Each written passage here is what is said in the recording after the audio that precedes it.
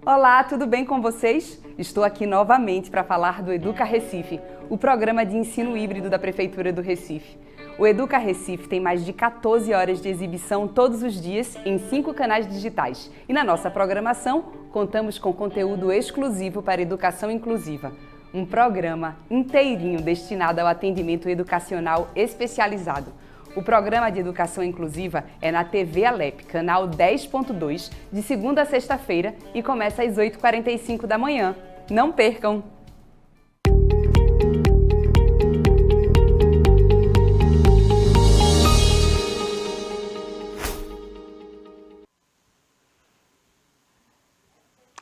Olá, eu sou a professora Kedma Santos e a nossa aula hoje será para os quintos anos. Hoje a gente vai trabalhar com multiplicação de frações. Na última aula a gente trabalhou sobre adição e subtração de frações. Hoje a gente vai elevar mais uma vez o nosso nível. Você que está em casa, pega o caderno, o lápis e vamos começar a nossa aula. Hoje a gente vai retomar um pouco sobre o que são as frações. É importante que ao trabalhar as operações a gente entenda um pouco como as frações são formadas, como a gente consegue ler as frações. Antes de começar, a gente vai relembrar o assunto da aula passada. Beleza? Eu conto com você, conto com a sua participação e vamos junto. A gente vai aprender hoje o que são as frações, como as frações são formadas, as operações envolvendo frações, os problemas, claro, vamos dar uma revisada e, por último, o desafio que você já conhece. Aqui, a gente tem a definição do que é fração. A fração é a parte de um inteiro que foi dividido em partes iguais. Eu tenho o meu inteiro que eu posso dividir em muitas partes. Quinto ano, não esquece, as minhas partes precisam ser iguais para eu conseguir fazer a minha fração, para que eu consiga ter uma representação de fração, eu preciso que as minhas partes sejam iguais, como vocês estão vendo nessa imagem aqui. Eu dividi o meu inteiro, que é a representação desse círculo laranja, dividi em 3 vezes, onde cada parte dessa representa uma fração. Neste caso, 1/3. Professora, por que 1/3? Você que assistiu a última aula já sabe, mas você que perdeu, não se preocupa, porque a gente vai retomar esse assunto. 1/3 é a nossa fração. Por quê? O meu denominador é sempre a quantidade total que eu dividi o meu inteiro. Ou seja, eu dividi aqui o meu círculo em 3 partes. Se eu dividir em 3 partes, o meu denominador será o número 3. E cada parte dessa equivale à fração 1/3, onde o numerador é a parte que foi dividida, certo? É a parte que eu vou levar em consideração na minha fração. Beleza? Aqui nessa representação, a parte inteira chama-se denominador e a parte dividida é chamada de numerador. Como eu falei para vocês, o denominador, quinto ano, é a parte total, é a quantidade de divisões que eu fiz, é a quantidade, vamos dizer assim, de pedaços que eu dividi o meu inteiro. E o meu numerador é a parte que dividiu, né? A parte dividida é a que eu vou levar em consideração. Aqui, você consegue me dizer que fração é essa? Lembrando, eu quero saber sobre a parte destacada. Se eu estou dizendo que eu quero a parte destacada, eu quero saber que fração é essa. Se eu digo, a parte destacada corresponde a que fração? Se eu quero saber a parte dividida, eu quero descobrir o meu numerador. O meu denominador, já que é a parte total, eu já consigo saber. Ó, eu dividi a minha imagem aqui, o meu círculo, em 1, 2, 3, 4. Dividi em 4 partes. Então, o número 4 será o meu denominador. E o meu numerador será a parte destacada. Sendo assim, eu tenho a fração, diz aí, você que está em casa, isso mesmo, a gente tem a fração 3/4. Vamos para mais uma? E essa aqui, essa imagem, que fração eu consigo encontrar? Em quantas partes eu dividi essa imagem? Conta aí de casa, que eu vou contar junto com você. 1, 2, 3, 4, 5, 6. Eu já sei que a minha imagem, que o meu círculo foi dividida em 6 partes. Eu destaquei quantas delas? 1, 2, 3, 4. Então, eu posso dizer que o meu numerador é o número 4 e o meu denominador, o número 6. Sendo assim, a gente tem a fração 4/6. Mais uma.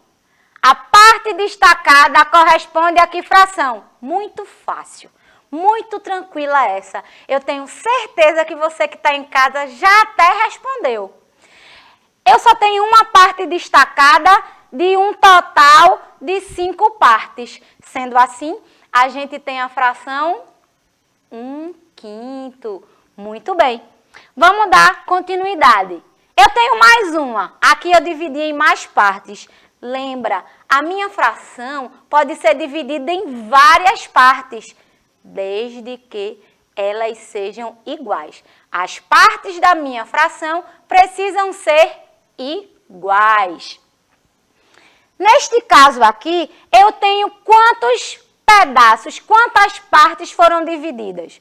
1, 2, 3, 4, 5, 6, 7, 8, 9. Eu dividi em 9 partes iguais, mas destaquei quantas? 1, 2, 3, 4. Sendo assim, eu tenho a fração 4/9. Uma coisa importantíssima. A gente precisa saber o nome das frações, a gente precisa entender como fazer a leitura de uma fração.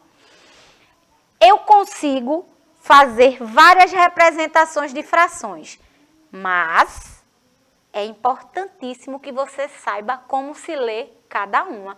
Eu trouxe algumas aqui.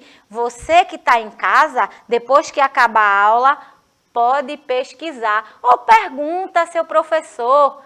É muito bom você dar continuidade ao nosso assunto, ao tema da aula que a gente está vendo nesse momento. Beleza? Você que está em casa, lê comigo. 1/5. 2/6. Observa a fração e como se lê. 3/7. 4/8. Você vai conseguir várias leituras, porque a gente pode fazer várias representações. Beleza? 5º ano, não esquece. Aprende a representar e entende como ler a fração. Por quê? Num problema matemático, eu posso utilizar a forma numérica, que é a que nós estamos acostumados a utilizar, mas eu também posso usar a parte por extenso, que é a forma escrita da nossa fração. Então, não deixa de pesquisar. Se for possível, escreve para que você não tenha dúvida. Beleza? Vamos lá. Eu posso usar a minha fração em várias situações. Uma delas é a receita culinária. Nem sempre a gente utiliza todos os ingredientes. Às vezes, a gente só precisa de uma parte desse ingrediente. Como a gente pode ver aqui, ó, eu tenho a receita de uma massa de pizza. Eu vou utilizar 2,5 xícaras de farinha de trigo, Se eu utilizar 2, minha receita vai ser boa? Não. Se eu utilizar 3, a minha receita vai ficar legal? Não. Porque numa receita culinária, para que ela dê certo, a gente precisa utilizar a quantidade certa de ingredientes. Por isso que nem sempre a gente utiliza a parte inteira, nem sempre a gente utiliza o ingrediente todo. E aqui a gente pode ver várias representações de frações na mesma receita. As 2,5 xícaras de trigo, ó, a quantidade de leite morno também, ó, 3/4, 1/4 de xícara de óleo ou azeite. Essas medidas, elas são importantíssimas para que uma receita dê certo. Então, é importante você saber a quantidade dessas frações. Se eu estou dizendo, por exemplo, que eu quero 1/4 de xícara de óleo ou azeite, é uma parte das 4 que foi dividido o inteiro, a quantidade total de azeite. Normalmente, a gente já tem uma medida para fazer isso. Mas você que está em casa sabe que se for para utilizar uma fração, você já sabe que vai dividir em partes iguais essa quantidade inteira, beleza? A gente utiliza também no indicador de combustível, que é quando vai utilizando a gasolina ou o álcool e existe um marcador, porque se não existisse isso, a gente não entenderia quando o combustível estava para acabar e acabaria ficando na rua, né? É outro uso muito importante e muito frequente das frações. Agora a gente vai retomar um pouco sobre as operações. Hoje a nossa aula é de multiplicação, mas não dá para falar de multiplicação e divisão sem antes falar das outras operações também, beleza? Aqui eu tenho a minha adição. Quando as frações a serem adicionadas tiverem denominador igual, o resultado será composto da seguinte forma. Eu vou somar os numeradores e vou repetir o denominador. Frações com denominadores iguais, que eu for utilizar adição, o denominador permanece o mesmo, como você consegue ver na imagem. E eu só vou adicionar, eu só vou fazer a soma do numerador. 1 mais 2, 3. 1/5 mais 2/5 é igual a 3/5. Repeti o denominador, somei o numerador. Beleza? Vamos lá. Aqui eu tenho um exemplo. Olha ela aqui. Olha a pizza. Uma pizza foi dividida em 8 pedaços iguais. Carol comeu 2/8, Ana comeu 3/8 e Luísa 1/8. Qual fração representa a quantidade de pedaços que elas comeram juntas? Tenho denominadores iguais. Se eu tenho denominadores iguais, eu vou repetir. Só vou somar os numeradores. Repeti o denominador, vou somar o numerador. 2 mais 3, 5. 5 mais 1, 6. No total, elas comeram 6 partes das 8. A fração 6/8 da pizza que a gente tem aqui. Na questão da subtração, é basicamente a mesma coisa da adição. Só que ao contrário de eu adicionar, eu vou subtrair. Eu vou ter a diferença. Pega essa dica. Se eu estou falando de diferença, se eu quero encontrar a diferença de algum valor, eu estou falando de subtração. E se a minha subtração for com denominadores iguais, eu vou repetir o denominador e vou subtrair o numerador. Como esse exemplo aqui. 4/7 menos 3/7. Eu repeti o denominador e subtrair o numerador. 4 menos 3, 1.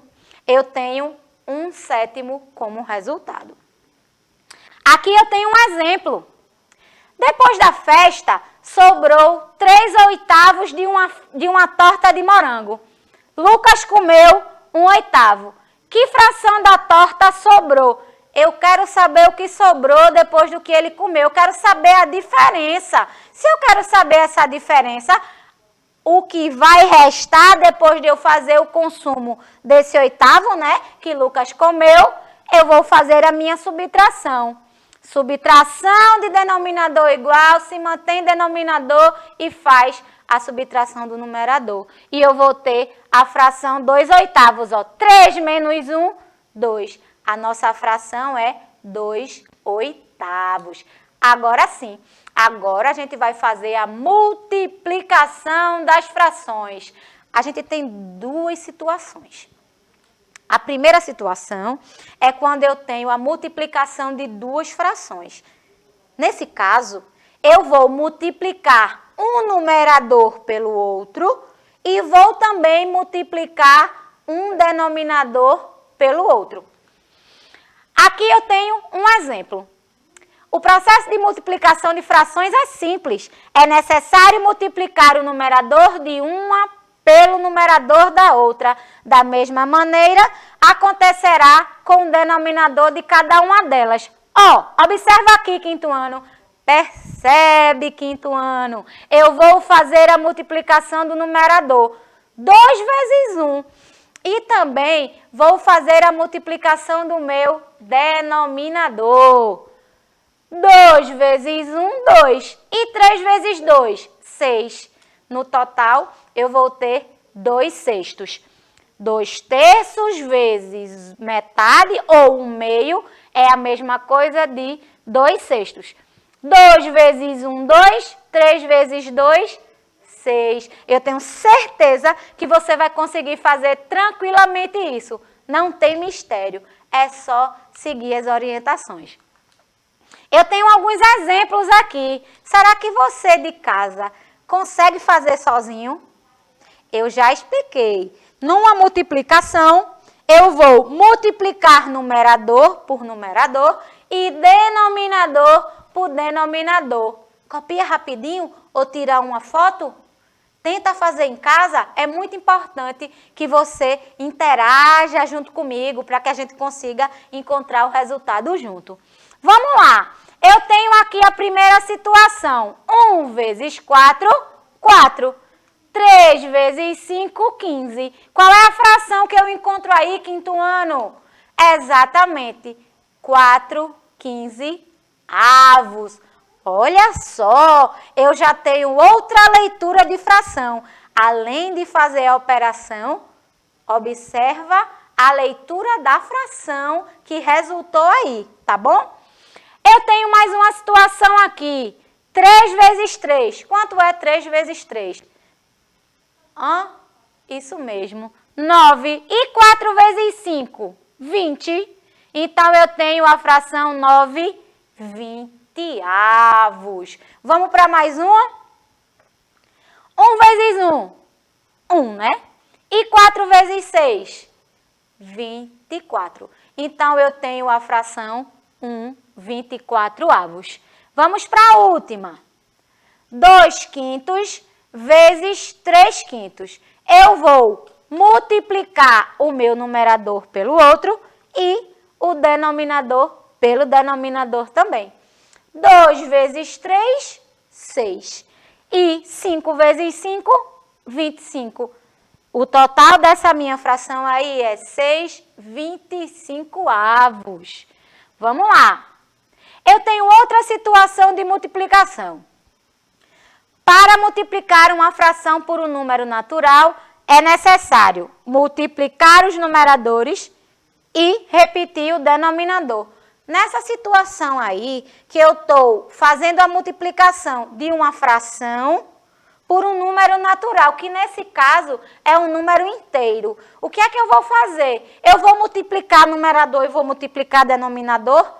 Não, eu só vou fazer a multiplicação do número natural pelo numerador e mantenho o denominador. Beleza? Ao contrário da primeira situação, quinto ano, preste atenção.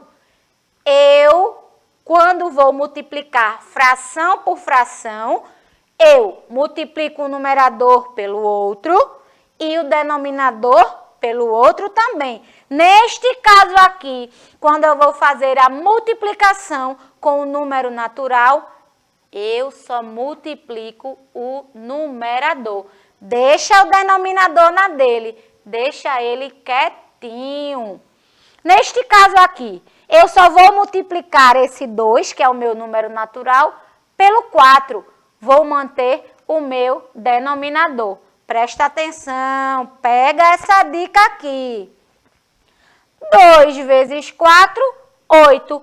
Mantive o meu denominador. O resultado será 8 nonos. Só multipliquei o numerador, repeti o denominador. O resultado será 8 nonos.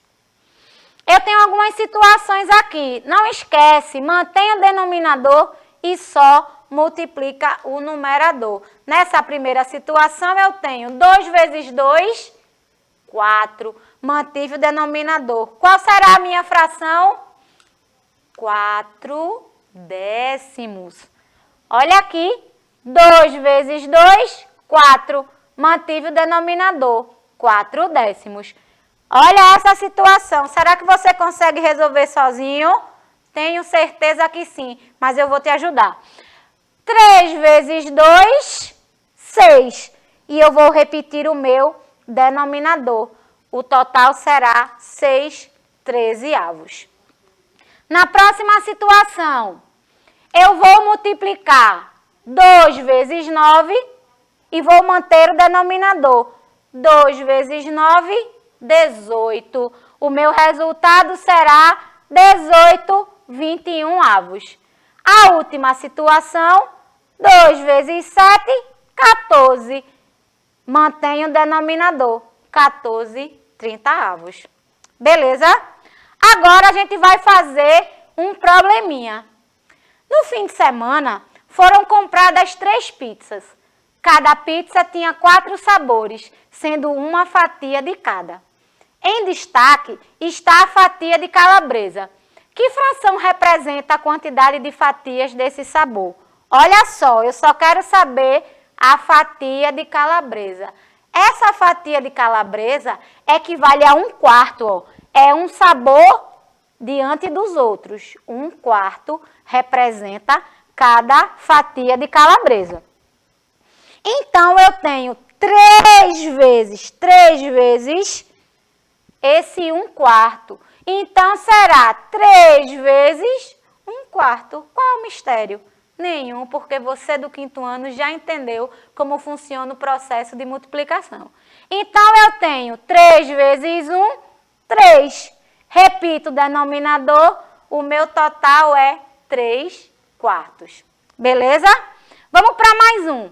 Ricardo gastou 1/6 de 1 hora durante 4 dias trabalhando no seu projeto de ciências.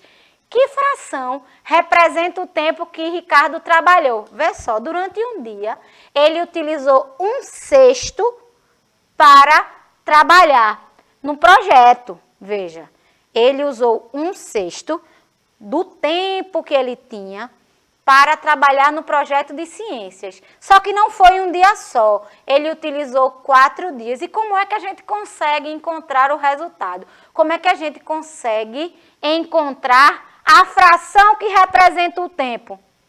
Simples. Não foram 4 dias, então serão 4 dias que ele trabalhou vezes a fração que representa a quantidade de horas em fração que ele trabalhou. Então, ó, 4 dias vezes 1/6. Repito o denominador, multiplico o numerador. 4 vezes 1, 4. Ele utilizou 4/6 do tempo para trabalhar no projeto de ciências. Percebeu como é simples? Fração contra fração, multiplicando fração, multiplica numerador com numerador, denominador com denominador. Se eu vou utilizar fração multiplicando por um número natural, multiplico o número natural pelo numerador, repito o denominador. Beleza? A mãe de Joana pediu para ela organizar o jardim. Ela organizou o equivalente a 1/5 do jardim em cada um dos 4 primeiros dias. Qual é a fração que representa a parte organizada? Ela conseguiu organizar todo o jardim? Vamos ver. Foram 4 dias vezes 1/5, que foi o equivalente ao tempo de trabalho. No total, ela conseguiu 4/5. Ela conseguiu organizar 4/5 do trabalho. Lembrando que para ela ter conseguido tudo, ela teria que ter o inteiro, né? Ela teria que ter organizado tudo. No caso dessa fração, ela organizou tudo ou ainda faltou alguma parte? Responde para mim. Não, né? Ela organizou boa parte disso tudo. Ela organizou boa parte do jardim. Mas não conseguiu tudo não, hein? Então, a resposta é não. O que foi que a gente aprendeu hoje? Você consegue me dizer? Certamente, você que acompanhou a aula não vai ter dúvida com relação à operação.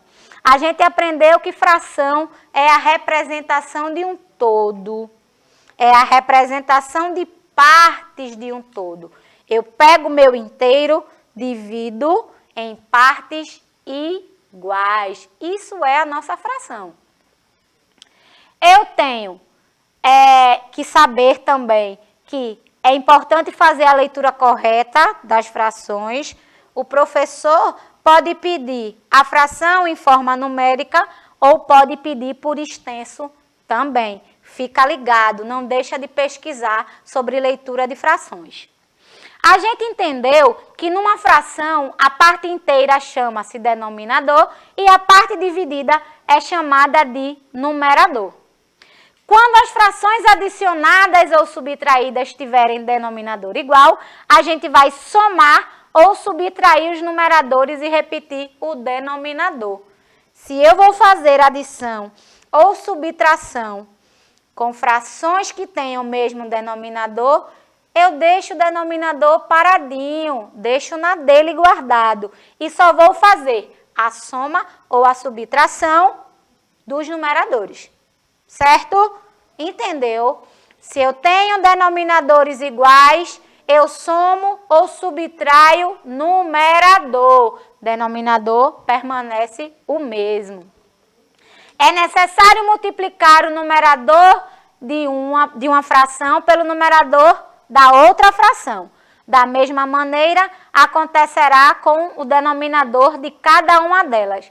Se eu tenho uma multiplicação de fração, multiplicação com 2 ou mais frações, eu vou multiplicar um numerador pelo outro e o denominador pelo outro. E vou obter o resultado. Se eu vou utilizar um número natural vezes uma fração, eu só vou multiplicar o numerador. Número natural vezes numerador. O denominador igual. Deixa ele quietinho, beleza? Agora é com você. Ricardo gastou 1/3 de uma hora durante 2 dias estudando para uma atividade de matemática. Que fração de hora representa o tempo que Ricardo estudou? Aquele mesmo esqueminha. Você vai multiplicar o número natural vezes a fração. Lembrando, número natural, você vai multiplicar numerador, denominador permanece igual. Não esquece disso. Percebe, quinto ano, que se eu vou multiplicar número natural vezes fração, eu só multiplico pelo numerador. O denominador permanece o mesmo. E aqui você vai escolher a alternativa que você encontrou depois de fazer esse cálculo. Por hoje é só. Eu agradeço pela colaboração, pela participação de todo mundo e espero todos vocês no próximo encontro. Até a próxima aula. Tchau, tchau.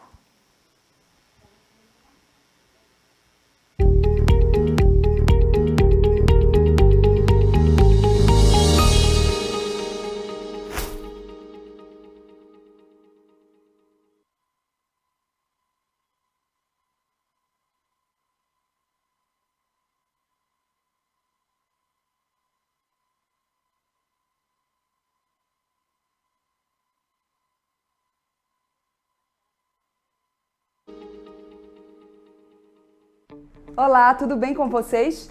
Estou aqui novamente para falar do Educa Recife, o programa de ensino híbrido da Prefeitura do Recife. Desta vez, eu venho conversar com vocês sobre os dias e horários de exibição das aulas do Travessia e Educação de Jovens e Adultos, o EJA. Então presta atenção que eu vou explicar tudo bem direitinho. O canal 22.3 contemplará os estudantes do Travessia com aulas das 7h30 da noite até as 7h45 e da Educação de Jovens e Adultos, módulos 1 ao 5, com exibição de aula das 7h45 da noite até as 9 horas. Anotem tudo direitinho, os canais e horários das aulas de vocês e se programem para as aulas. Em breve eu volto com mais novidades do Educa Recife. Até já!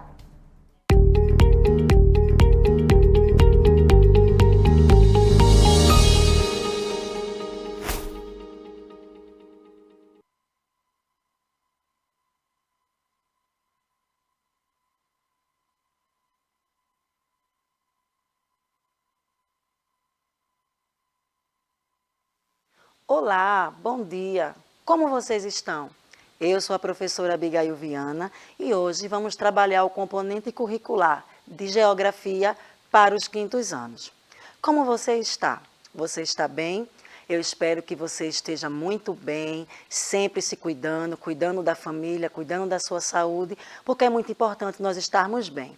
Eu quero te aconselhar, como sempre, a ter aí do seu lado o teu caderno, o teu lápis, a tua borracha, para que você possa anotar o que você achar interessante, o que você achar que vale a pena anotar e também as tuas dúvidas, porque sempre eu digo aqui, a dúvida, ela faz parte do processo de aprendizagem. Você pode, a partir da sua dúvida, você pode pesquisar, se aprofundar no tema e também conversar com o teu professor de sala de aula, que com certeza ele vai estar à tua disposição para te ajudar a alcançar os teus objetivos.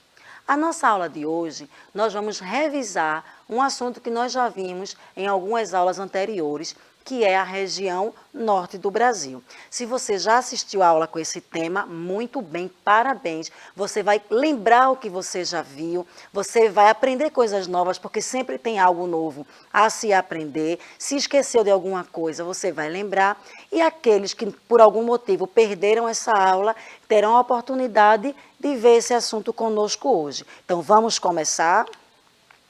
Vamos lá, eu vou fazer algumas perguntinhas para você. E eu gostaria que você respondesse. Você lembra que o Brasil é dividido em regiões? Você está lembrado quantas são? Será que são 3? Ou será que são 4? Não, o Brasil ele está dividido em 5 regiões.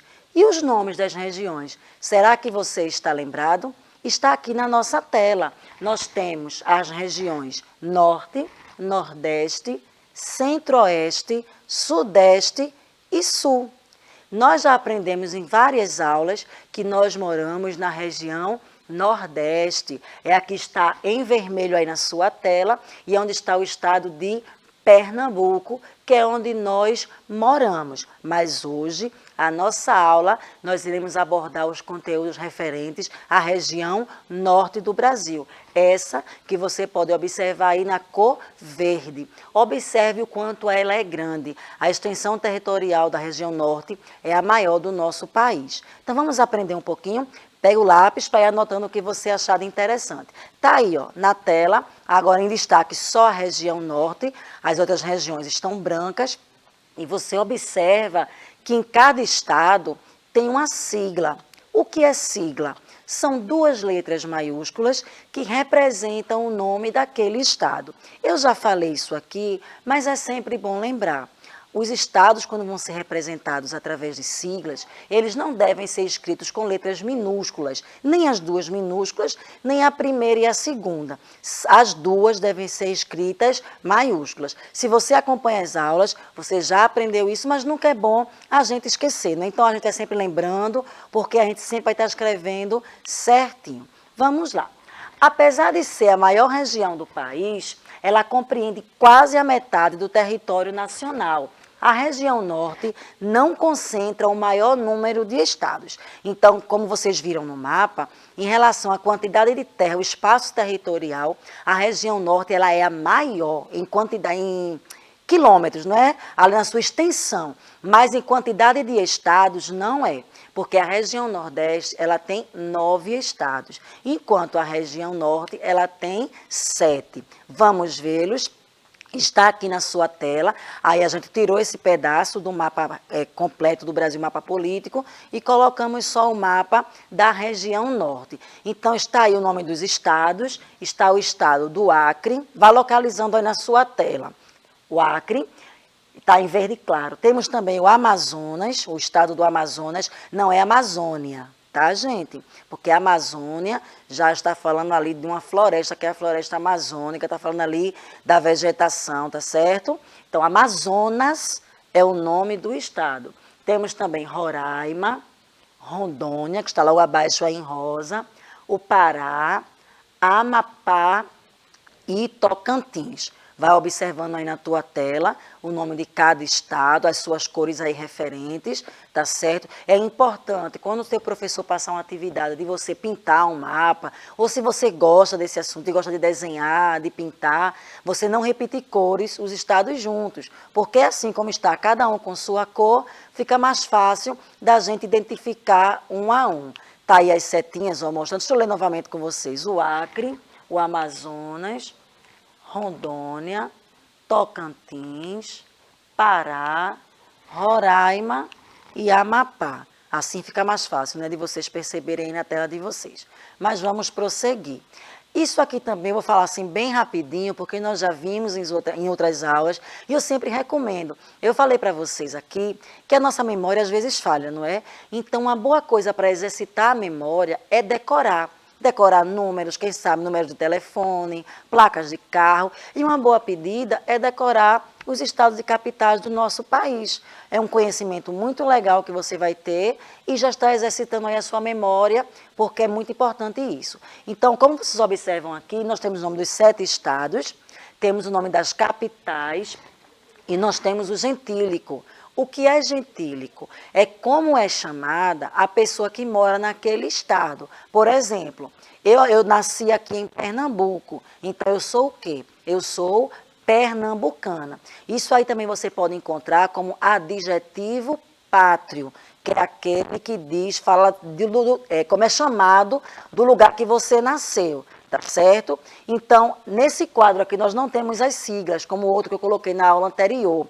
Mas, no mapa que nós vimos, você pôde perceber as siglas de cada estado. Por exemplo, aqui nós temos o estado do Acre, cuja capital é Rio Branco. Tá certo? Então, quando você for observar aí alguns mapas, você vai observar o nome do estado, e depois tem um pontinho próximo, e ali é o nome da sua capital. E quem nasce no Acre é chamado de acriano. É um nome assim, um pouquinho diferente, a gente não está familiarizado, mas é muito bom a gente saber. O segundo estado que vocês podem perceber aí é o estado do Amapá.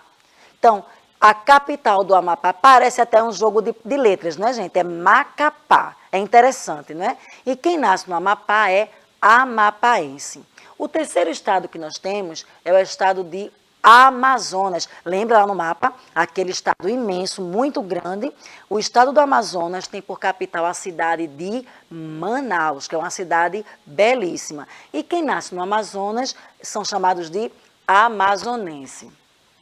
Temos também o estado de Rondônia, que tem por capital a cidade de Porto Velho. E quem nasce em Rondônia é chamado de rondoniense ou rondoniano. Então, tem essas duas formas de serem chamados. Também temos o estado de Roraima, que tem por capital a cidade de Boa Vista. E quem nasce em Roraima é roraimense. Perdão ali no slide, eu digitei errado, é roraimense, tá bom? Temos o estado do Pará. Quem nasce, a capital do Pará é a cidade de Belém, uma cidade muito visitada pelos turistas. E quem nasce no Pará é paraense. E, por último, nós temos o estado do Tocantins, que tem por capital a cidade de Palmas, e quem nasce em Tocantins é tocantinense. Então, quem já assistiu às aulas aí já está lembrando, e quem está vendo pela primeira vez, bate uma foto da tela. Se você escreve mais rapidinho, ou se você não quer escrever, você pode pesquisar depois, coloca assim lá, capitais da região Nordeste, e você aí vai estar tendo acesso mais detalhado a esse conhecimento. Vamos falar um pouquinho agora de uma coisa muito importante que nós encontramos na região norte, que é a floresta amazônica. A floresta amazônica abrange a maior parte da região e ela tem forte influência no clima.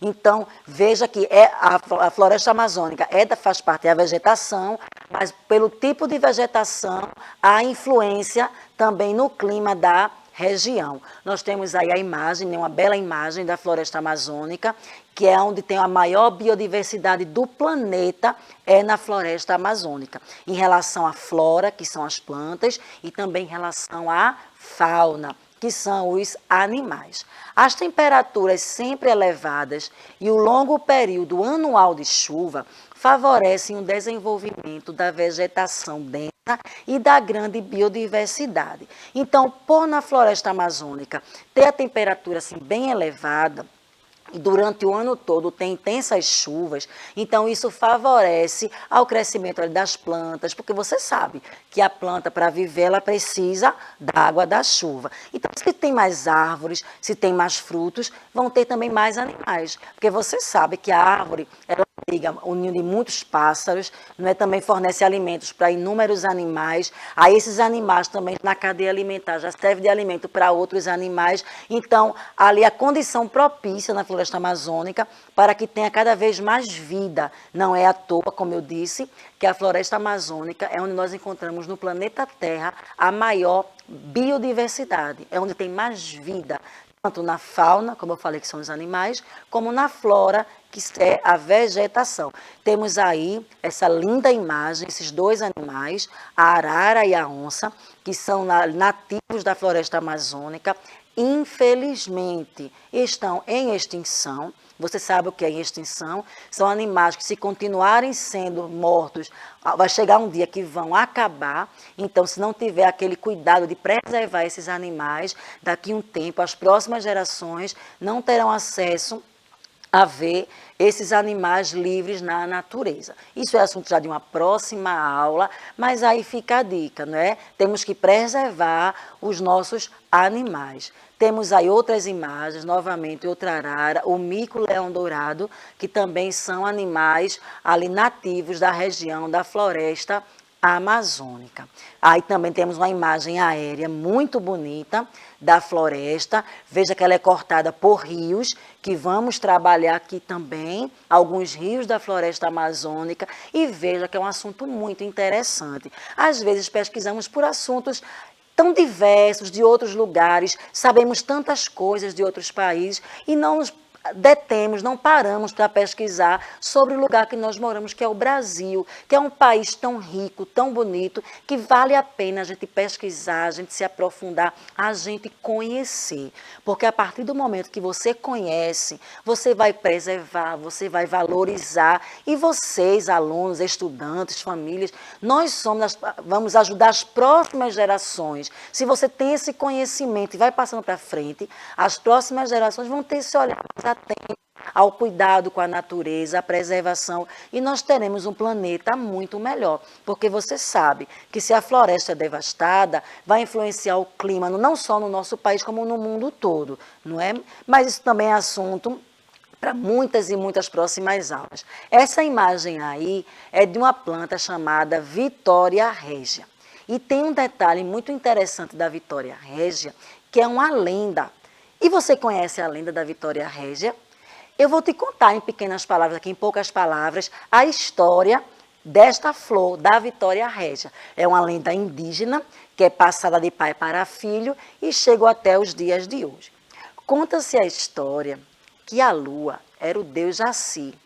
E o deus Jaci, ele escolhia as índias mais bonitas de cada tribo e levava para morar com ele, para virar estrelas no céu. E tinha uma índia muito bonita, chamada Nayá, e ela estava apaixonada por Jaci. E ela sempre queria ser a escolhida para se casar com aquele deus. Mas Jaci nunca escolheu Nayá. E Nayá parou de comer, Nayá parou de dormir, Nayá só queria saber de ser chamada pelo deus Jaci. E ela foi ficando triste, definhando. E quando foi um belo dia, ela subiu numa árvore para olhar a lua.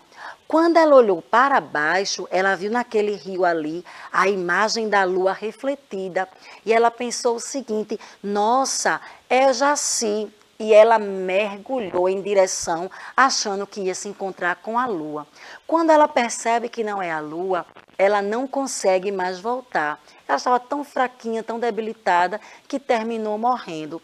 Jaci, quando viu aquele sacrifício, aquela linda índia, ele decidiu recompensá-la e transformá-la numa estrela. Só que uma estrela diferente. Ele disse: você vai ser uma estrela aqui nas águas. E transformou-la na Vitória Régia. Esta é a lenda indígena que conta a história dessa linda flor, que é a Vitória Régia. Interessante, não é? Isso faz parte da cultura, não só da região norte, mas de todo o nosso Brasil. Vamos continuar. Na região norte, predomina um relevo plano e baixo. Os inúmeros rios que cortam a floresta amazônica, passando pelos terrenos mais planos, apresentam desníveis suaves. Isso favorece a navegação e compensa a dificuldade de locomoção por terra imposta pela vegetação densa. O que é que isso está querendo dizer? Que os rios, ele tem pequenos desníveis. Então, quer dizer que ele possibilita a navegação, até porque um grande meio de transporte utilizado na região norte, principalmente pelos ribeirinhos, que são as pessoas que moram ali ao entorno, na beira dos rios, são realmente os barcos através dos rios, já que não dá em certas regiões, tá, gente? Porque a gente vai ver aqui na aula também que a região norte não é apenas florestas, nós temos grandes e belas cidades, capitais na região norte, mas como tem uma grande área de floresta e naquela área ali é difícil caminhar por terra por conta da mata ser fechada, a floresta ser densa, então eles utilizam o transporte fluviário, que são os rios da Amazônia. Nós temos aqui a imagem do rio Amazonas, tá certo? Um rio muito importante ali na região, muito bonita a imagem, não é? O rio Amazonas, ele nasce no Peru. Peru é um país, tá, gente? Vizinho aqui nosso do Brasil. Então, o rio Amazonas nasce no Peru, onde é formado pela água das geleiras presente na Cordilheira dos Andes.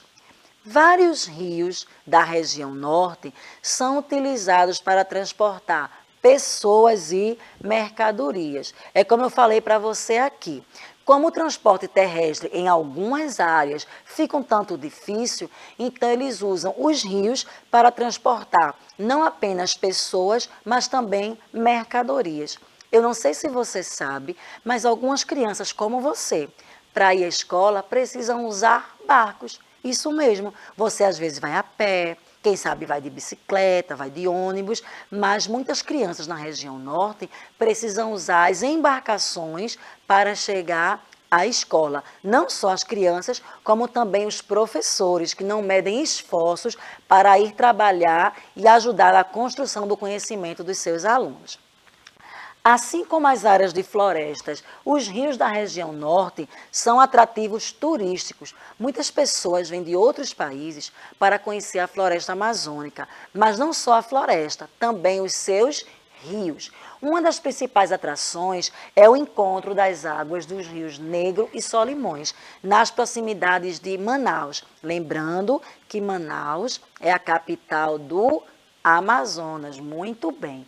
As águas escuras do Rio Negro e as águas barrentas do Rio Solimões não se misturam logo que se encontram e formam esse fenômeno peculiar. Veja aí a imagem, como é interessante.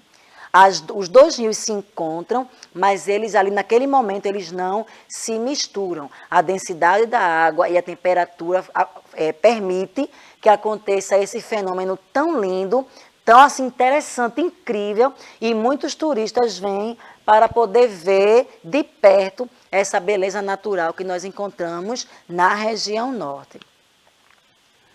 Outro atrativo da região são as ondas chamadas pororoca, formadas pelas águas do rio Amazonas. Eu creio que você já viu o oceano, que é onde a gente chama de praia, né, que a gente vai tomar um banho de mar, e também você já viu um rio.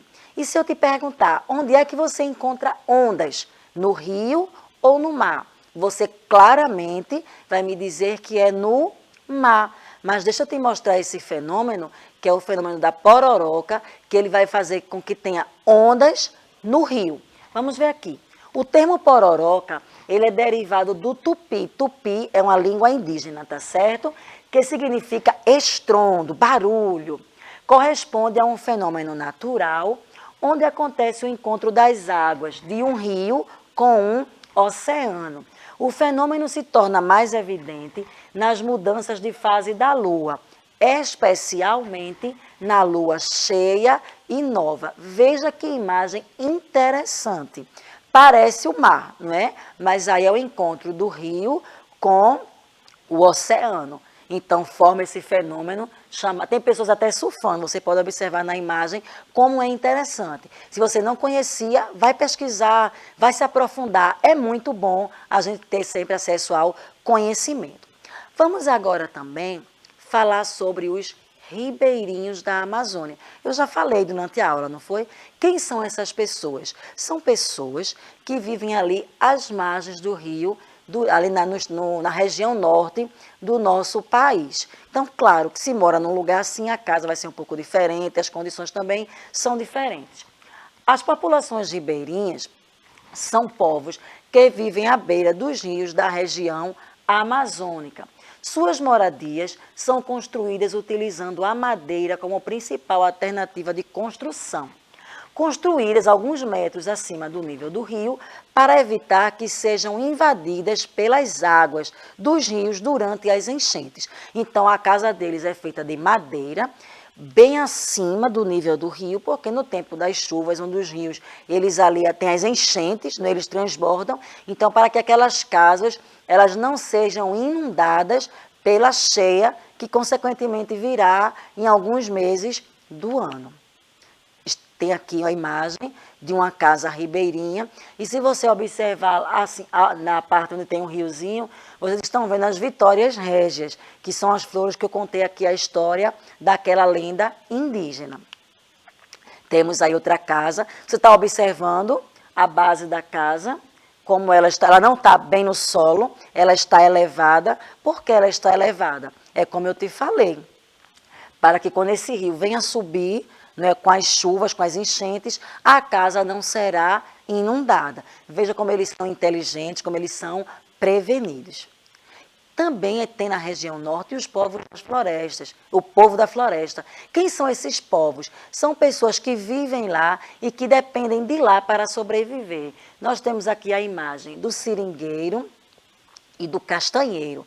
Na aula anterior, que nós trabalhamos a região norte, nós vimos que os seringueiros, eles extraem da seringueira, da árvore, o látex, da onde virá a borracha.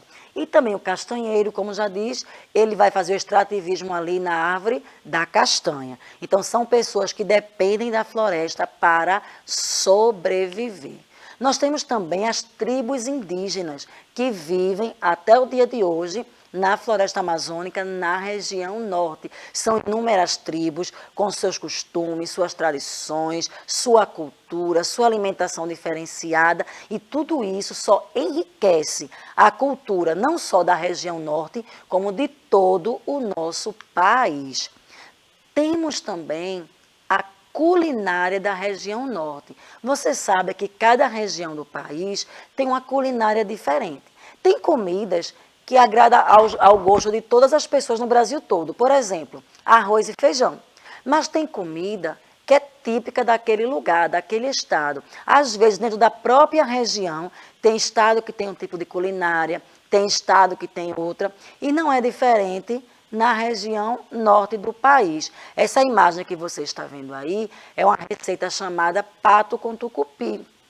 é feito lá na região norte. Se um dia você tiver a oportunidade de visitá-la, com certeza você irá provar esta delícia da culinária do norte do país. Temos também as caldeiradas.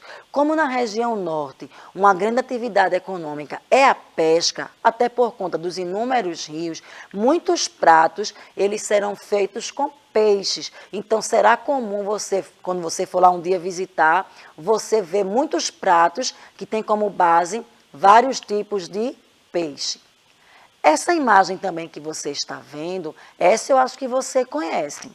É o açaí, é uma fruta típica da região norte e que já caiu no gosto do Brasil todo e do mundo. Quem não gosta, não é, de um belo açaí? Então, o açaí também ele é típico, ele vem da região norte do país. Essa fruta pode ser que você não conheça, mas eu acho que já ouviu falar. O nome dela é cupuaçu. Isso mesmo, cupuaçu. E ela também é oriunda da região norte do país. Outra coisa importante na região norte é a agropecuária, que é uma das atividades econômicas que mais se desenvolvem na região norte. Só tem um detalhe, às vezes a agropecuária, em algumas situações, em alguns momentos, em alguns lugares, traz um pouco de problemas. Por quê? Para a criação do gado, algumas partes da floresta são devastadas para que possa ali plantar a vegetação que vai alimentar o gado. E também o pisar do gado ali vai empobrecendo o solo. Então, isso às vezes gera problemas, né, ambientais e também com os indígenas, porque alguns fazendeiros, eles também às vezes invadem reservas, né, indígenas para aumentar ali o pasto para as suas criações de gado. Os gêneros mais cultivados lá na região norte são a soja, a cana-de-açúcar, o café e o algodão. Temos aqui algumas cidades da região norte, como eu falei para você. Nós não podemos pensar que na região norte tem apenas rios e florestas. Não, temos grandes e lindas cidades, como é o caso aqui da cidade de Manaus. É uma cidade bem desenvolvida, é uma cidade com muita cultura, com atração turística muito forte, não é? E veja como é bela, é a capital do estado do Amazonas. E temos também aqui essa imagem da cidade de Belém, que é a capital do Pará, também muito visitada pelos turistas. Depois da gente ter dado uma viajadinha pelo Nordeste, revisando o que vimos nas aulas anteriores, vamos fazer algumas perguntinhas para você, para ver se você estava atento. Eu tenho certeza que você vai lembrar, porque não é a primeira aula da região Norte, e mesmo para quem está vendo pela primeira vez, com certeza, você é muito inteligente e você aprendeu. Vamos lá, primeira perguntinha. Você vai me dizer o nome de rios da região norte. Aqui na aula eu falei o nome de 3 rios. Vamos lembrar? Um começa com A e parece muito com o nome de um estado. O rio Amazonas, muito bem. E também eu mostrei aqui para vocês a imagem do encontro de 2 rios. Lembra que as águas dele não se misturam ali logo quando eles se encontram? Lembra o nome deles? Rio Negro e o rio Solimões. Muito bem. Também eu tenho outra perguntinha para você aqui. Você lembra do nome de alguma das comidas que eu falei aqui da região norte? Vou começar por uma frutinha que todo mundo conhece, açaí. Mas aqueles pratos preparados, você lembra que eu falei o nome de 2. Então eu falei aqui do pato com tucupi e também falei da caldeirada. Mas se você for pesquisar, você vai encontrar inúmeras outras receitas vindas da região norte. Então é isso aí, gente. Eu espero que vocês tenham gostado. Não me deixem só. Espero vocês na nossa próxima aula, nesse mesmo horário. Acompanhe. Se você quiser rever essa aula, você vai lá depois no YouTube. Vai estar disponibilizada para você. O que você não entendeu, fala com o teu professor. Pesquisa na internet, pesquisa no teu livro de geografia. Como eu sempre te digo, o conhecimento é uma busca que nunca vai ter fim. Conto com você na próxima aula. Forte abraço.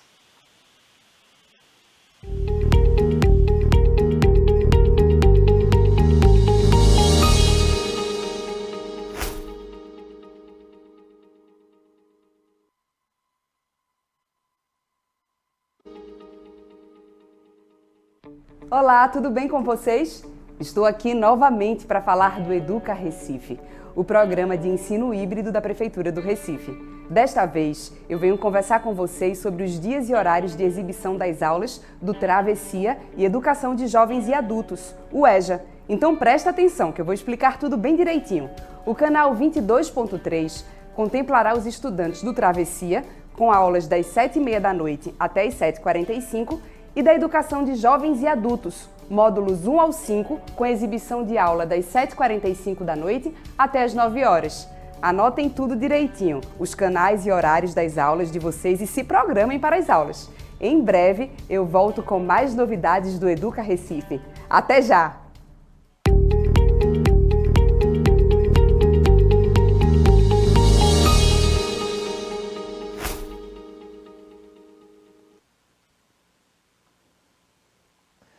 E aí, gente, como é que vocês estão? Espero que estejam bem. Eu sou o professor Givanilson Soares e na aula de hoje nós iremos conversar sobre os ideais republicanos em Pernambuco. Pois é, nós já tivemos um período aqui no nosso estado onde tivemos uma revolução que buscava trazer a ideia de república para o nosso estado. Mas a gente vai falar um pouquinho sobre isso mais na frente. Antes, nós vamos compreender o que significa república. O que foi esse período no nosso país? Vocês sabem dizer se nós, atualmente, somos uma república ou não? E aí, o que é república? O que significa isso? Essas e outras perguntas nós iremos responder durante essa aula. Iremos conversar sobre essas ideias republicanas, sobre esse ideal de democracia. E será que nós estamos vivendo isso hoje? O que é de diferente de um tempo atrás aos tempos atuais? O que foi que mudou? O que foi que permaneceu? Nós vamos compreender a história, entender o que aconteceu no passado e justifica muita coisa que está acontecendo hoje no presente. A gente vai conseguir entender melhor toda essa história na aula de hoje. Vocês estão prontos? Estão prontas para a gente começar? Lembra que a nossa aula é de história e para entender a história é bom quando a gente volta no tempo. A gente consegue fazer essa viagem no tempo, compreender o que aconteceu lá atrás. Beleza? Eu quero que vocês comecem aí a pensar o seguinte. Nós temos uma diferença importante para a gente entender o conteúdo de hoje.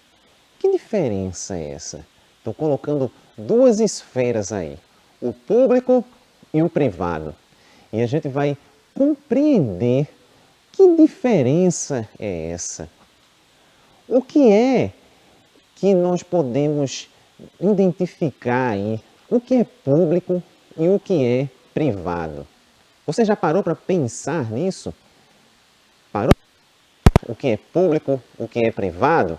Quais ambientes nós vamos frequentar que são ambientes considerados públicos? Que ambientes são considerados ambientes privados? E qual a diferença de um para o outro? Bom, vocês já estão vendo pela imagem aí que público tem a ver aí com as pessoas. Público. Privado, nós vamos ter a relação aí de que alguém é dono daquele espaço, é dono daquele estabelecimento. Então, público ele está aí para todo mundo. E privado, se eu tenho um espaço privado, é um espaço particular. Alguém é dono daquele espaço. Mas o que é que isso tem a ver com a nossa aula de hoje? Bom, nós temos mais uma pergunta. O que é república? Quando eu penso no público, que é aquele espaço que é de determinadas pessoas, de determinado grupo, e quando eu penso que o espaço privado é algo particular, é de alguém, o que seria dizer a república? O que é a república? Dizer que o nosso estado ele é uma república. É exatamente isso que vocês estão pensando. O termo república república deriva do latim res publica e significa literalmente coisa pública. Isto é, aquilo que diz respeito ao interesse público de todos os cidadãos. Exatamente. Dizer que nós somos uma república é mostrar que o nosso Estado, é falar que o nosso Estado, o nosso país, os governantes vão governar ao interesse de todos, pensando no bem público, pensando no bem dos cidadãos, pensando no bem geral. Exatamente. E aí, como isso funcionou aqui no Brasil? Sempre foi assim? Sempre foi assim no Brasil? Todo mundo pensando aqui, o governo pensando no bem de todos, da população? Não. Em um determinado período, eu acho que vocês lembram de uma aula passada que eu falei que nós não éramos uma república, ela vai se transformar em república depois. E quando se torna uma república? Quando é que o Brasil ele é proclamado república? Nós temos aí, ó, dia 15 de novembro de 1889, proclamada por José do Patrocínio na Câmara Municipal do Rio de Janeiro. Então, nesse período, a partir daí, o Brasil ele se torna uma república. E com o passar do tempo, nós tivemos vários momentos, várias características dentro dessa república que foram características que marcaram determinados períodos. Que períodos foram esses? Vamos ver? Primeira República, que vai de 1889 a 1930. Governo Provisório e Constitucional de Vargas, que vai de 1930 a 1937. Nós temos o Estado Novo, que vai de 1937 a 1945. Nós temos a Quarta República, de 1945 a 1964. Nós temos a ditadura militar, que vai de 1964 até 1985, e a Nova República, que é de 1985 aos dias atuais. Então a gente percebe que todo esse período ele é dividido. Nós tivemos várias fases no nosso país. A República ela vem trazendo diversas mudanças na sociedade, na forma como a gente trata os direitos dos cidadãos. Lembrar que a República é justamente isso, pensar nos direitos para o público, para o povo, para os cidadãos, no nosso bem-estar. Isso acontece no nosso país durante todo esse período até os dias atuais. E lá no comecinho, nós temos justamente esses pontos importantes. Presidente provisório, que no caso foi Deodoro da Fonseca, a mudança da bandeira nacional, lembra daquela bandeira lá do Império? Pois é, nós tivemos uma mudança para a bandeira que a gente conhece hoje, elaboração de uma nova Constituição promulgada em 1891. Lembra que nós tínhamos a Constituição lá de Dom Pedro I, né? E aí que foi imposta, que a gente disse que foi outorgada, lembra daquela aula anterior? Exatamente, então as coisas foram mudando, nosso país passa a ser federalista, as províncias deixam de ser províncias e passam a ser os estados.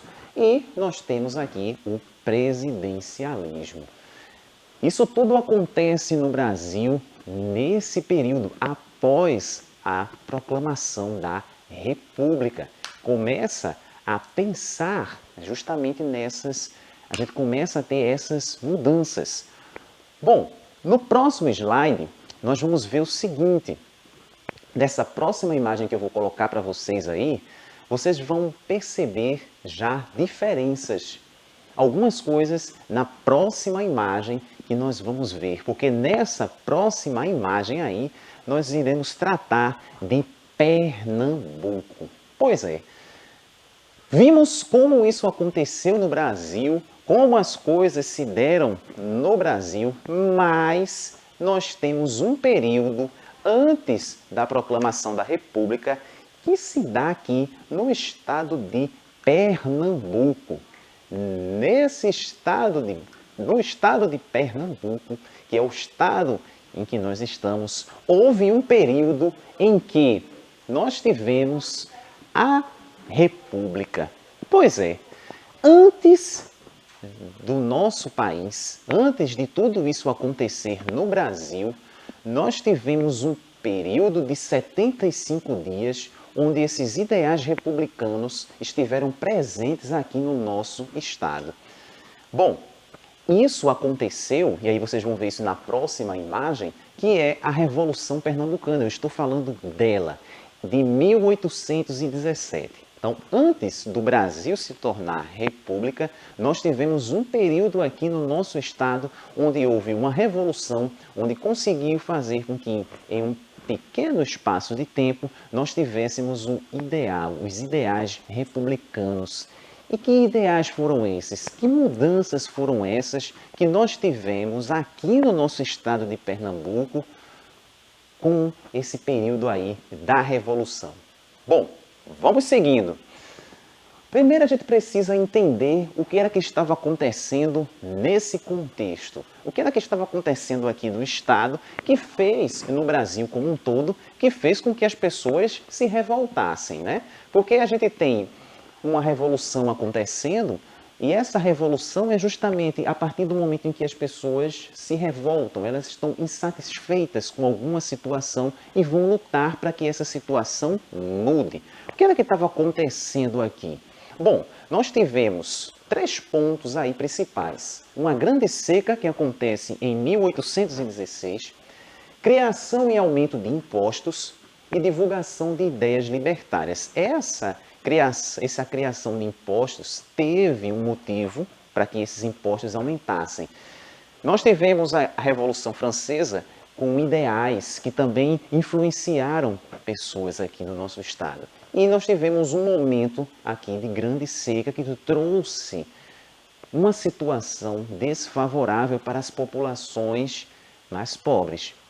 E aí, seguindo, nós vamos começar a perceber o seguinte, que essa grande seca trouxe prejuízos.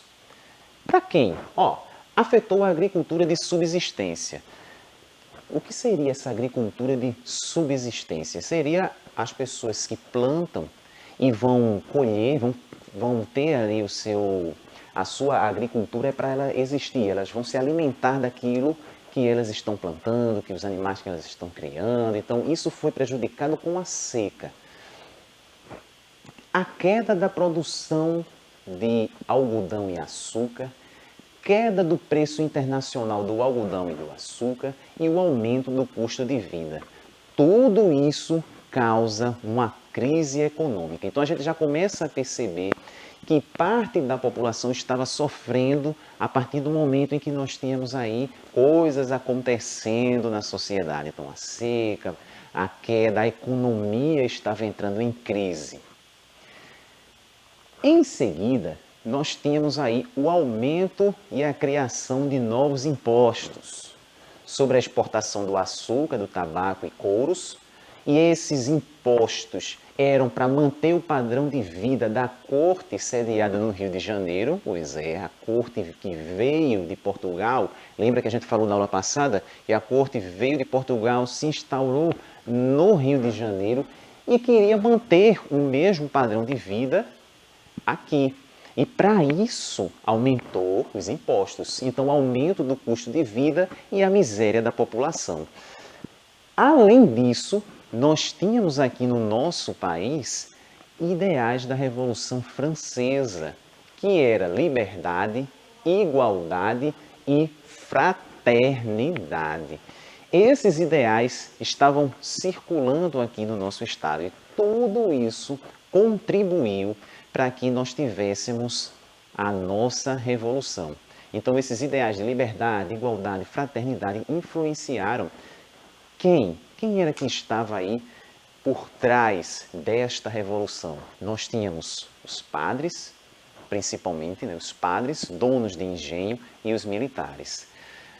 Algumas pessoas conhecem, inclusive, essa Revolução Pernambucana como Revolução dos Padres também, por ter um grande apoio aí dos padres nessa época.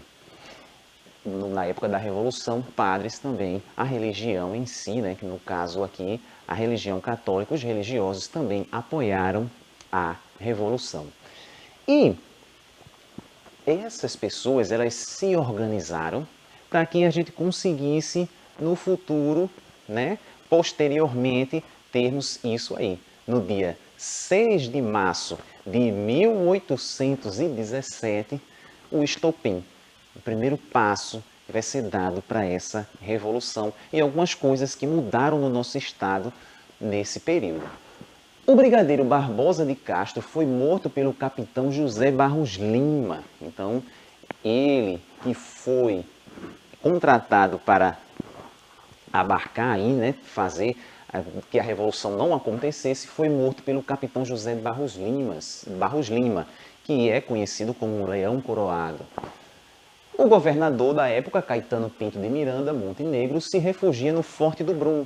Os rebeldes cercam o Forte do Brum, o governador se rende e parte para o Rio de Janeiro.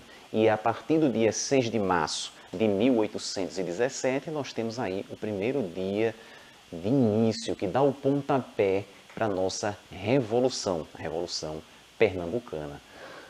E o que nós temos aí de mudanças que aconteceram no nosso estado após esse período, nesse momento aí da Revolução. Isso nós vamos ver na próxima imagem, eu vou colocar para vocês agora. E aí nós temos a instauração do governo provisório.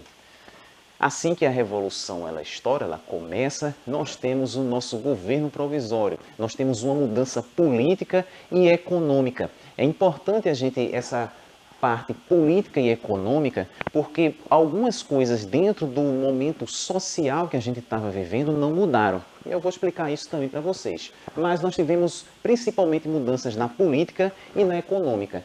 Tivemos a extinção de alguns impostos. Lembram que isso foi um estopim para que a revolução acontecesse, o aumento e a criação de novos impostos. Então isso foi extinguido, né?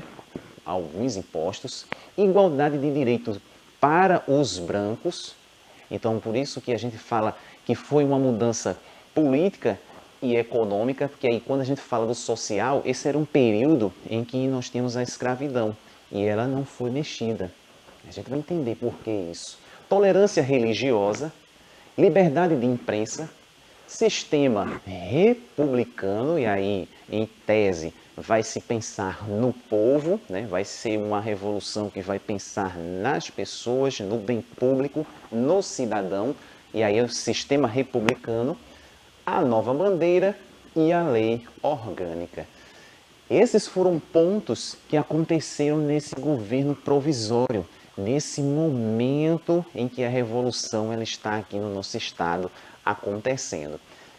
E aí nós temos todas essas mudanças vão acontecendo aqui, essas ideias vão circulando aqui no nosso estado, mas esse movimento ele vai enfraquecendo com o tempo por conta de algumas divergências que acontecem dentro do próprio movimento. E uma delas, a gente vai falar daqui a pouquinho, que no caso foi essa questão da escravidão. Existiam povos escravizados aqui. Mas vocês lembram? As pessoas que estavam organizando o movimento, nós temos senhores de engenho. E eles não queriam, nesse momento aí, perder o apoio de outros senhores de engenho que apoiavam a questão da escravidão. Mas o que acontece para que esse movimento de revolução pernambucana, que esse movimento ele se enfraqueça e acabe? O que é que acontece e faz com que esse movimento ele tenha fim? Bom, o tempo foi passando, as coisas foram mudando, mas claro, se existe uma revolução dentro do Brasil, dentro de uma determinada parcela, no caso nosso estado de Pernambuco, mas o que era que estava acontecendo no restante? Será que ficou por ali e a coisa fluiu e pronto? Não. Nós tivemos, para que essa revolução ela acabasse, nós tivemos uns pontos aqui. O governador baiano, Conde dos Arcos, envia a Recife 2 navios e soldados armados. D. João VI envia reforço do Rio de Janeiro. E foram enviadas também tropas de Portugal para acabar com o movimento. Então, essa revolução, que dura 75 dias, ela chega ao fim. E no próximo slide, nós vamos ver o seguinte. É um ponto que eu quero tratar com vocês, que é justamente esse, que é a escravidão. A revolução, e quando a gente pensa na república, pensar no povo, pensar no cidadão e trazer esse sistema republicano seria pensar em todos de uma maneira igual. Lembra dos ideais de igualdade, fraternidade? Pois é. O que acontece? Nós temos nesse período aí uma divergência, que a escravidão ela continua. Ou seja, pessoas dentro do mesmo movimento sendo republicano, pessoas dentro desse movimento não queriam, não fizeram com que essa escravidão ela terminasse. E aí nós pensamos, o que é que temos no passado e o que é que a gente encontra hoje de discussão no presente? Os povos escravizados, boa parte deles, a grande maioria, eram os povos africanos e os seus descendentes. Nós tínhamos também os indígenas, mas em grande maioria, e trabalhava aqui tanto no algodão, no momento açucareiro, eram povos que vinham do continente africano para cá. E eram povos negros. Ou seja, nós temos hoje uma discussão muito forte com relação à questão da cor da pele, por conta justamente de algo que é histórico. Os povos africanos, os seus descendentes, boa parte aqui da nossa história, eles foram povos escravizados. E aí nós temos hoje o ideal de república, coisa pública, de pensar no cidadão. E aí, como é que a gente começa a analisar isso? Será que hoje nós temos muita coisa ainda pela frente? Essa revolução que aconteceu há anos atrás trouxe benefícios hoje para a gente? O que é que nós podemos pensar, ter de ensinamento do que aconteceu no passado para usar hoje no presente? Então, será que vocês começam a perceber que tudo que a gente está vivendo aqui tem uma explicação histórica? Olha que legal! Ou seja, naquele momento as pessoas estavam lutando, estavam dentro de uma revolução porque estavam insatisfeitas com o que estavam acontecendo, o aumento de impostos, a pobreza, escravidão e outras coisas. E nos dias atuais, será que está tudo tranquilo? Será que está tudo ok? Será que não merecemos uma revolução? Ou não? A gente vai pensar. Isso é um momento da gente refletir, pensar na nossa história para compreender os fatos atuais. Bom, vamos para a próxima imagem. E aí nessa imagem eu trago algumas perguntas para a gente. E essas perguntas vão justamente ajudar a gente a refletir. Refletir sobre as coisas que estão acontecendo, pensando na nossa história. Então nós tivemos a Revolução Pernambucana, onde nós vivenciamos um período de república aqui no nosso estado.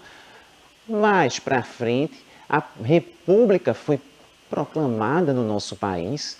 Hoje nós vivemos na república. E aí, será que tem muita coisa para mudar? Será que ainda merece algumas coisas mudarem ou vai permanecer do jeito que está? Você está insatisfeito com alguma coisa? Vamos para as perguntas. Diz assim, ó, e hoje?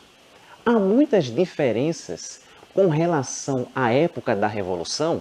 Então, quando a gente pensa na Revolução Pernambucana, o que é que existia naquele período e fez com que as pessoas se revoltassem? Que fez com que as pessoas fizessem uma revolução? Nós tínhamos o aumento dos impostos, nós tínhamos a pobreza, nós tínhamos a questão da escravidão.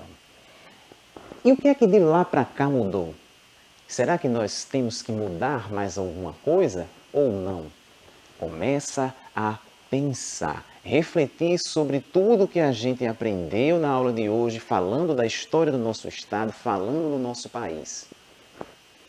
Quais direitos nós já conquistamos? E aí? De lá para cá, quais os direitos que nós já conquistamos? Será que ainda existe o trabalho escravo, por exemplo? Existe o trabalho escravo? Sim ou não? Como é que está a questão hoje se nós formos falar dos negros, né? Da população negra no nosso país? Como é que as coisas estão hoje? Que direito nós já conquistamos? Porque vocês sabiam que há muito tempo atrás, por exemplo, muitas pessoas não tinham direito a voto. E hoje, como é que se encontra? Como é que está a situação hoje? Quais são os direitos? O que mais que você gostaria que tivesse? O que mais que você gostaria de ter como um direito? Será que tem algum direito seu que está sendo desrespeitado? Vamos pensar. Você acha que devemos mudar alguma coisa ainda? O quê? Então, começa a pensar. Nós tivemos uma sociedade num período, há um tempo atrás, que lutou pelo direito que elas queriam, que lutaram pelos seus direitos, que tiveram, que contestaram, que revolucionaram. Começa a pensar agora aí na forma como nós estamos vivendo hoje. E aí a pergunta, você acha que tem que mudar alguma coisa? O quê? Se nós fôssemos nos organizar aqui para fazermos de repente, uma revolução, será que nós teríamos sucesso? Será que as pessoas iriam nos apoiar? Você gostaria de fazer uma revolução para mudar o quê? O que você gostaria de mudar? Começa a pensar e aí a gente reflete. As pessoas, o tempo inteiro elas estão em mudança. A sociedade ela está em constante mudança. O estado de Pernambuco, o Brasil, o país como um todo. As pessoas estão sempre lutando também pelos seus direitos. E aí, essa é a importância da história, da gente entender os acontecimentos do passado, as coisas que aconteceram, para que a gente possa transformar o presente e, claro, termos a expectativa de um futuro melhor. Na aula de hoje, nós falamos justamente sobre isso, da república, do direito público, de pensar no cidadão. Nós também vimos a Revolução Pernambucana. Por que no nosso estado de Pernambuco houve uma revolução? Quanto tempo ela durou? O que ela trouxe de benefícios? E aí a gente pensa hoje, quais são os elementos do passado que estão presentes na nossa história, que estão presentes no nosso dia hoje? Essa é a importância da história, do momento em que a gente está vivendo. Nós estamos vivendo um momento bastante diferente. Numa pandemia, muita coisa mudou, estamos assistindo aula assim, um distante do outro, então tudo é mudança, tudo é transformação. Nós estamos vivendo um momento histórico, um momento diferente. E a gente precisa aproveitar esse momento da melhor forma possível. Um momento histórico. Nós estamos vivendo uma história, nós estamos fazendo história.